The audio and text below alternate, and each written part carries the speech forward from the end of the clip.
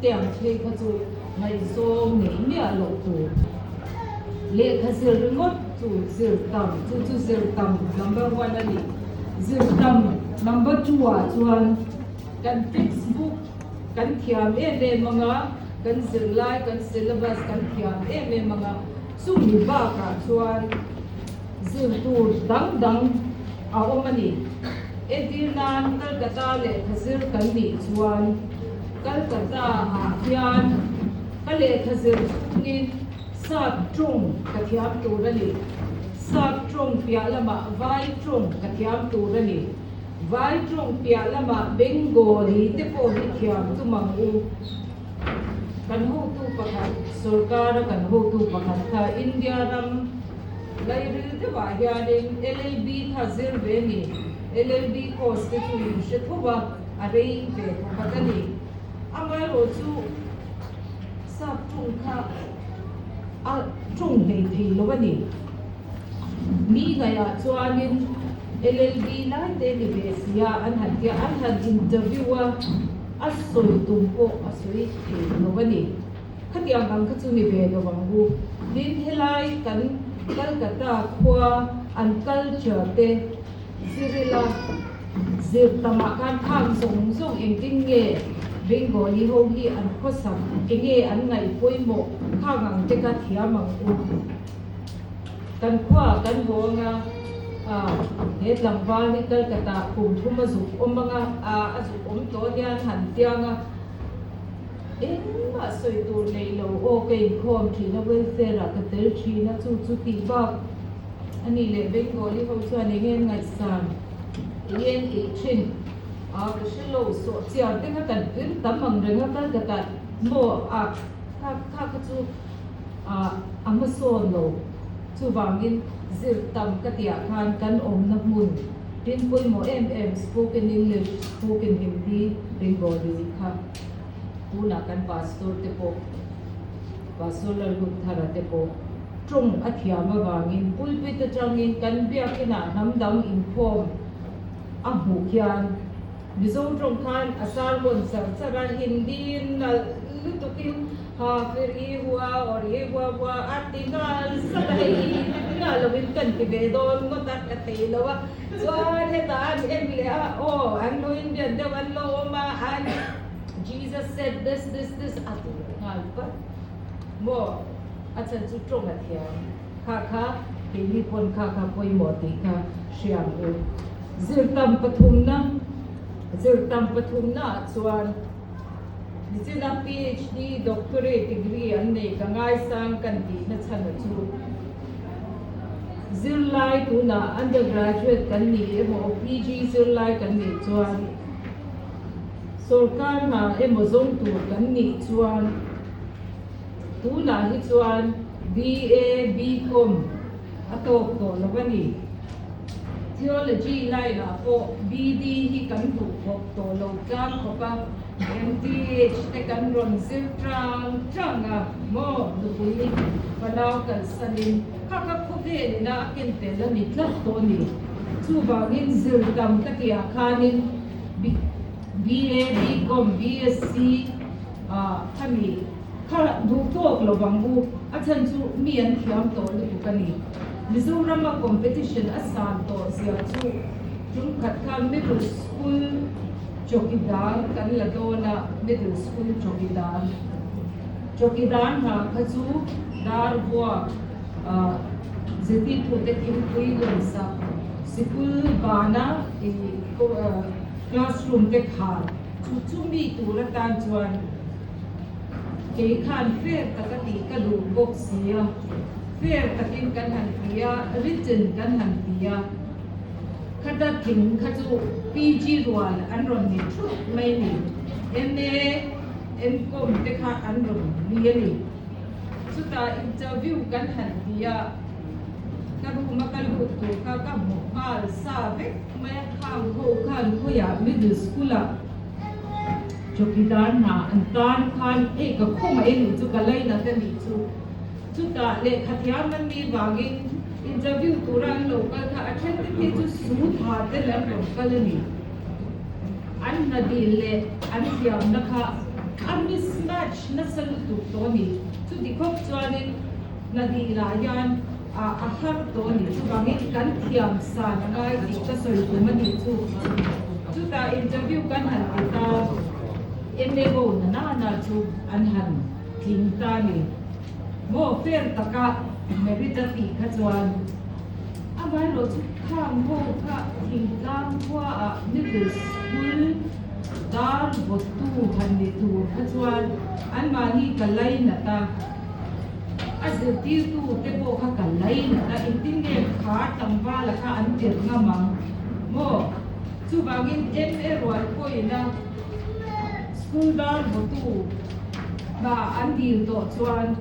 sorkara na pa ngai idil do na ni chuan i thiam sa ngai i thiam tam angai ani ika ka na chu ni sela zir tam thiam vet ro in course su vai dar ka ro azir chuan dar ka ro zir vela vai no ai ni thiamang zir tam panita nun kong zir te ro chun te thiam ro zir tam patum na heng sung sung a diani tok lo ula in chu te na an tom theng chu cheu chu heng na po thok don ula zir tam ro u ti kha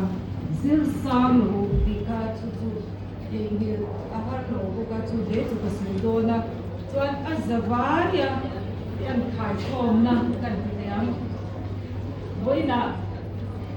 no pang ho hegi bazat kan choi moi do na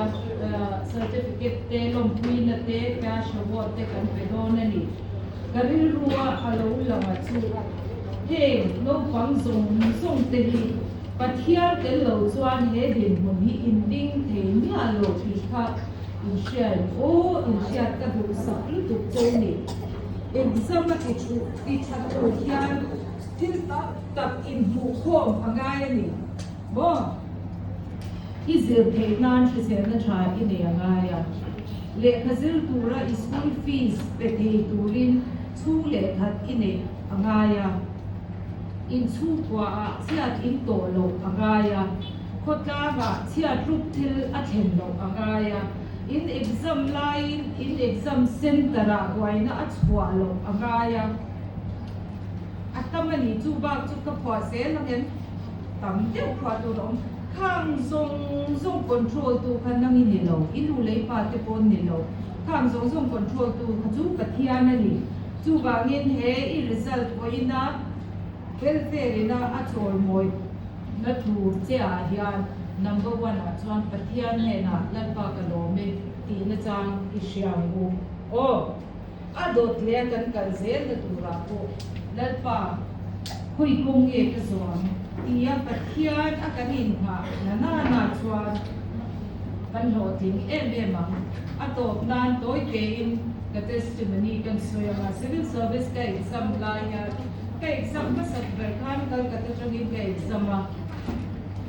kan ho sak phak lo awang khan hi textbook te ko ka nei kin ni lo ga ni college street a so second hand te so ti khan kan bala thina in corruption IRS IPS officer kan nei te khan le khapwan blind paper hi kanot siam na yan min ron ke thina ni an office stationery min ron root wa sakani chu a moi ba lo ma se tu kan ni si chuan coaching class kal te chu a teu lo lu tu mo kan clean lo ti kan ke ma khan ro ka khan ka ti ve a prelims kan thing maya mains ka thing le mai bok sia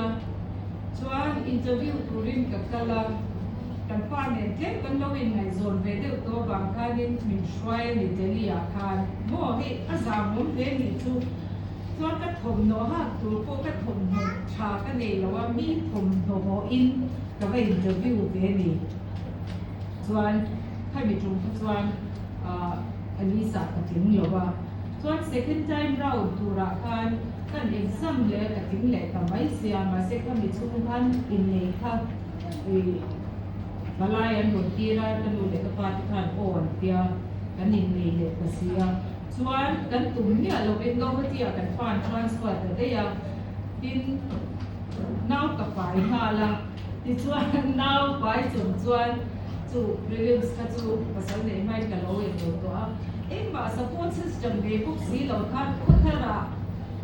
pasal la junior book si khatia khanin means kha kan exam le rai quarter win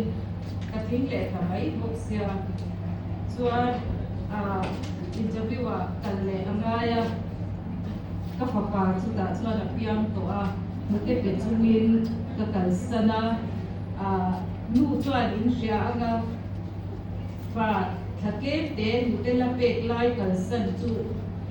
dam doi ke ngam book si la ban mute pek zui ka do book sia ko sik ne ti khan ka din nei ma kan pa min do ta min kan ui la khan min nei to boka min swai pe to book si lo min ta ka kal me ya thom no ka ho le ri kan ka thing ka mai book sia chu ta ka soi chu pastor pakati I du ang lu tu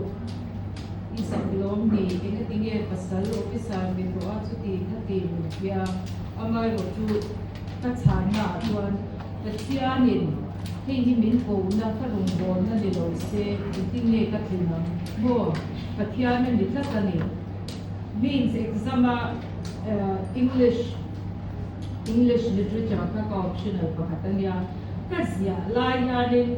ka chawani ka visvel mai ani asan chu papum chungin azir thei lawani mo ti khan ka visvel mai maya kan ho lama khan ti khan kan pa khan arau thom ve te wa su te min intira restaurant kan ho ti khan kan en khan calories de vekani Paris dikti chu machine from company pathian min lo shi vek ani chu bangin pathian ni chu kai hin ania kan share na chan chu po chu hei hi mang be ro bo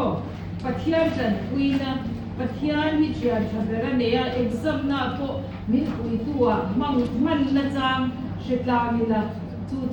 zirtam azavai khai khom na tu pathian shia no ban lai pathian shia atha zirlai ni lai pathian shia ti adro ani ti lai atha azavai khai khom nan kan sui ni la kanin zavai ma som cheu sela zirlai te kha in ma hun tur ta du sapna kala chewa civil service the exam bakula thing su ila Mizoram tan tin anga sabera cha pathian tan ani zel ni te kha jaila athange chu ni a tikhan chula ya sa chu te kha kan pe adot na mo nai ta tin CMWA bulren ho se rồi tu long pui tu kan nei hi kan kata Mizo welfare association chuan kan chuang kap meu chewani ti kan sei ma se ani class 10 HSLC pass kanino Lalruatkimi pulan ma zuala fanu chuan alsela putan lo ben hal kala ela Galrin zualira te puja ka lo kuya fanu no chuan Jaden sai sang quy Jaden khi dọa khá nó đến sang thì ra cái miền nào phần đủ nó đến sang Joseph Brad de Khan, đến sang nữa chuan. Joseph.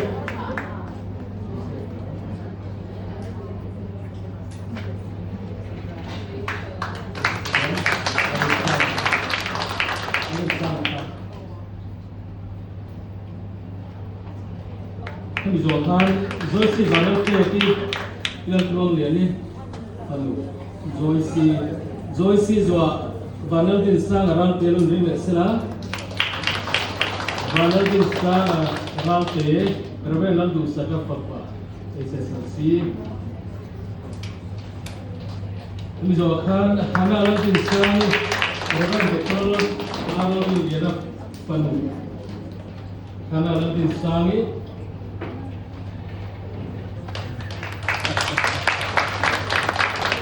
Mizo khan mal som sang arate udah kita romoya pa nó sống sang ở thế nó sống sang ở thế anu kami xin khai SSLC matric kami xin class 10 pass niya tulad 12 lang san mo ya